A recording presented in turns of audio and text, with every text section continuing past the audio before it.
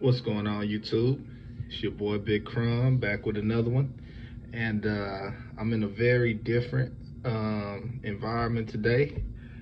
So I kind of just wanted to kind of let you all know a little bit about. I don't know what's going on with this light, but anyways, I want to let you all know a little bit about some of the other things you might be facing out here on the road for my truckers. You know, men, women, whoever is out there looking to join the industry or in the industry already, some things that you might not anticipate, and this is a better uh, perk, so to speak. It's not that bad. So this is about. Let me just turn this off. This is about hotels. Now, uh, you know, the trucking industry or trucks in general are made probably like one of two or maybe three ways. You got your day cabs, which a day cab is just like being in a two-door coupe. You know what I'm saying? It's just two seats in there and nothing else. You know what I'm saying? And you just driving a trailer. And then you got your sleeper cabs. Now the reason I say two or three is because a sleeper cab can either just be, you know, two seats, and in the back you have a bed, not much space and things like that. Or I've seen some of, people who've been trucking for 20 and 30 years, and they got a whole decked out, kitchen, bathroom, everything inside of their cab that they drive. So of course that'll make your cab much bigger than a traditional sleeper, but a day cab is even smaller than that. So reason that's important is because um, when you're with a company where you're going to be staying overnights, typically they give you sleeper cabs because it's convenient for you and it saves money for the company. So, when you're done, you find you somewhere safe to park, typically a truck stop, and you go to bed if you want, or do whatever you have to do. Or maybe if you had a truck stop, you go in and take a shower. A lot of truck stops are equipped with showers and laundry rooms. You could do that, and a lot of these places have places where you can eat. You could do that, but everything you do ends up with you being back in the truck for that night.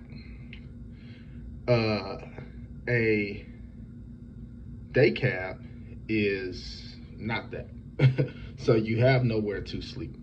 And so if you're with a company where you're going to be staying overnight, one thing they'll have to do is accommodate you, and that's with a hotel. Now, hotels are cool, you know what I'm saying? It's really a one-stop shop. So like if you're sleeping in a sleeper cab, you have to get out and go into the truck stop to take a shower. You have to get out and go in there to do some laundry.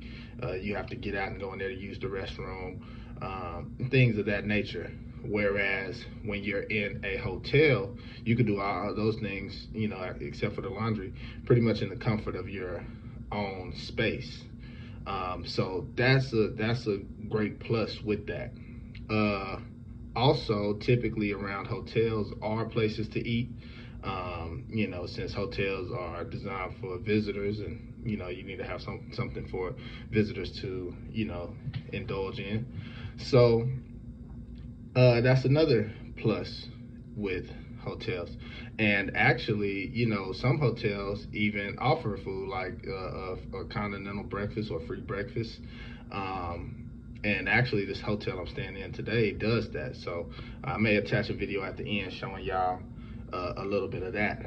But but yeah, so hotels come with some perks, but also hotels come with some things that you have to think about as a trucker.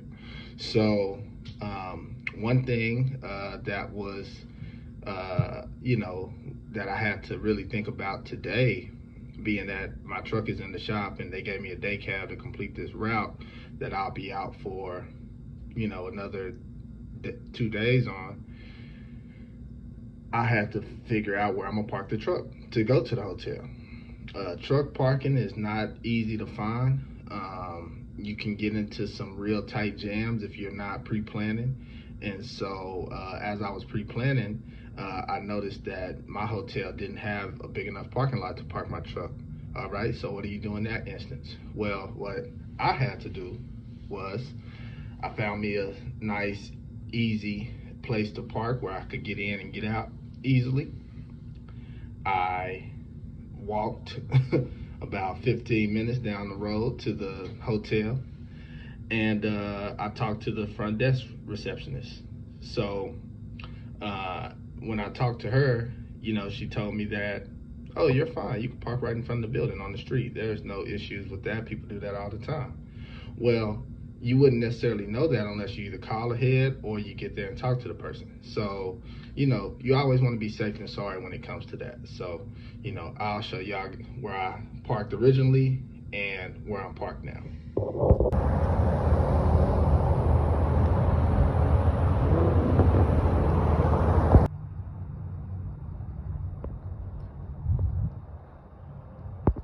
So yeah, much better place to be parked where I'm at now.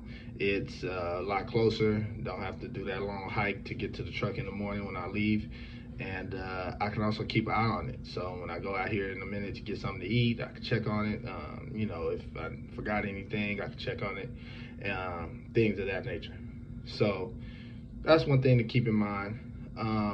Also, and this is more so just a personal thing for people. When you get into a hotel room, well, first let me tell you, sleeping in a truck is not necessarily ideal. You could do some things to make it better. I upgraded my mattress a little bit. I keep my areas clean and things of that nature. But all in all, you're still in a truck. Now, most trucks do have inverters, so you can control the AC or heat, whatever you may need. Most trucks, will run throughout the night if you have that feature on your truck where you can listen to music, or, you have your phone to keep you entertained or whatever. My truck actually has a spot where if I wanted to, I could put a TV in there and maybe hook up a game system or something like that. But, I'm not trying to spend all my time in the truck. And the time I do spend in the truck, I typically, I'm either on my phone with my wife or kids or, something like that. So it's just not something that interests me at the moment. Maybe if I was out for weeks at a time, but most I'll be out is for a week. Typically, I might get a break every couple days. So, but that brings me to my next point of sleeping at a hotel. A lot of times you have schedule to hit and deadlines to meet and times to hit, and when you're sleeping in a hotel, it might sound silly, but you could get real comfortable. You got your checkout time and everything like that, but you may have to leave earlier than your checkout time just so that you can stay on schedule. And one thing about these hotel beds, they're not designed for you to be uncomfortable. They're designed to be very comfortable. So this morning when I was leaving the city that my distribution center is in, I was in a hotel. It was harder to get out of bed than it is to get out of a truck bed. Out of a truck bed, you're like, okay, let me get started so I can finish this quicker and I could get home to my actual bed. At a hotel, you're like, dang, let me hit the snooze. Let me get a few more minutes. So that's one thing I wanted to impart on you today. I'm trying to keep these videos coming closer and closer together. I don't want it to be so long in between. Forgive me for that, but I'm trying to do better. And so I didn't want to keep this video too long because I know my last one was a little long-winded. But so, when you're getting into the industry, just know you may have run into some things where you have to be accommodated with a hotel. That's completely normal. Just plan accordingly and make sure that you're doing everything that you can so that you can be successful. All right, y'all. So it was another one. I really appreciate y'all tuning in, watching this. If you have anything, hit the comments. And, peace and blessings to you all. I hope you all having a wonderful day, and I'll see y'all on the next one.